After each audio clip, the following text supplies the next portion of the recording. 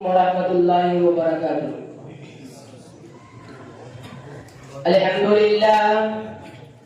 Alhamdulillahi kafa wa salamun ala ibadihi alladhina istafa, amma ba'd.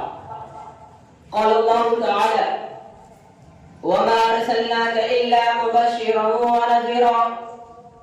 حضرات گرامی، میں اس بزم پر بہار میں سیرت نبی صلی اللہ علیہ وسلم کے متعلق کچھ عرض کرنا چاہتا ہوں، اس امید کے ساتھ کہ میری باتوں کو بغور سنا جائے۔ جب اسلام فرعون کی چوٹی سے پھیلنا شروع ہوا اور آپ صلی اللہ علیہ وسلم اپنے روشنی سے دنیا والوں کو منور کرنے لگے تو بالکل باطل پرستوں میں خلبلی مچ گئی اور ساری قوت و طاقت دل و دماغ نور اسلام کے بجھانے میں صرف کرنے لگے۔ راستے میں کانٹے بچھا کر، پتھروں سے دبا کر، تپتی ہوئی زمین پر سلا کر، آگ کے انگاروں پر لٹا کر، پھانسی کے بندوں پر چڑھا کر، گھر بار اجاڑ کر پیارے رسول اللہ صلی اللہ علیہ وسلم کی آواز کو دبانے کی کوشش کرنے لگے، مگر حق کی آواز روز بروز بڑھتی ہی جا رہی تھی۔ حضرات، سنسات نبوی محرم کا مہینہ ہے کہ مکہ کے تمام لیڈروں نے مل کر ایک میٹنگ کی۔ ابو جہل نے پوری قوم کو للکارا کہ اے غیور عربو، جس کو ہم بچہ کا کھلواڑ سمجھ رہے تھے وہ آج ہمارے دین اور عزت و آبرو کے لیے طوفان بن چکا ہے۔ جس دین کی چرچا محمد کر رہے تھے ان کے ماننے والوں کی تعداد روز بروز بڑھتی جا رہی ہے، ہمارے خداؤں کو توہین کی جا رہی ہے، جھٹلایا اور ٹھکرایا جا رہا ہے۔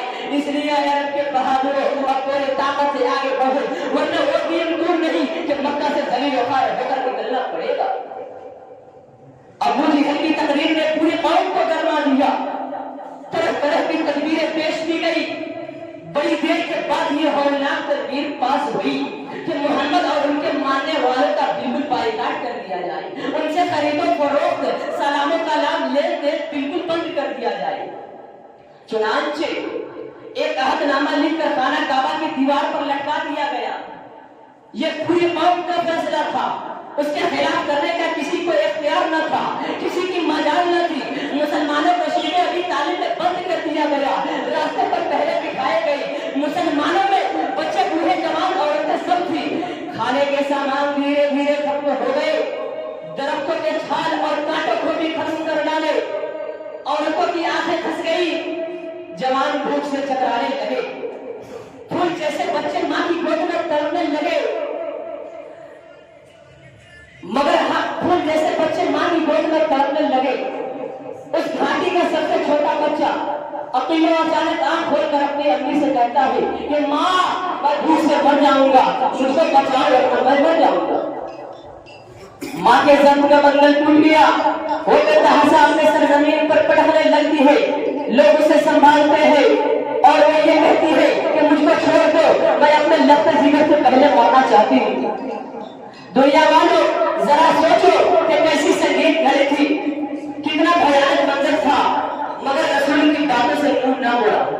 آج ہم بھی تو اپنے رسول کی غلامی کا دعویٰ کرتے ہیں، اس لیے سن لیجیے، اگر ہم نماز پڑھتے ہیں، روزہ رکھتے ہیں، حج ادا کرتے ہیں، زکات دیتے ہیں، تب تو واقعی ہم اپنے دعویٰ میں سچے ہیں، ورنہ ہمارا دعویٰ بالکل باطل و بیکار ہے۔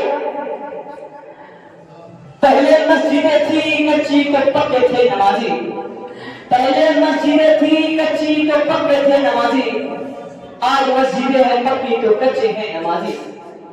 بھلا بتائیے کہ ہمارے رسول اللہ صلی اللہ علیہ وسلم اور صحابہ کرام نے کتنے مصائب و آلام برداشت کیے؟ کیا وہ لوگ کمزور تھے؟ کیا وہ لوگ بے بس تھے؟ ہرگز نہیں، ایسا ہرگز نہیں۔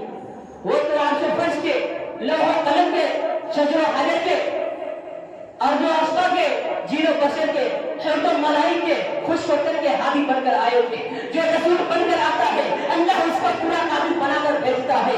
آپ صلی اللہ علیہ وسلم کے پاس اتنی قوت و طاقت تھی کہ اگر آپ صلی اللہ علیہ وسلم صرف اشارہ کر دیتے تو پورا مکہ ہلاک و برباد ہو جاتا، پورے مکہ والوں پر پتھر برس جاتا۔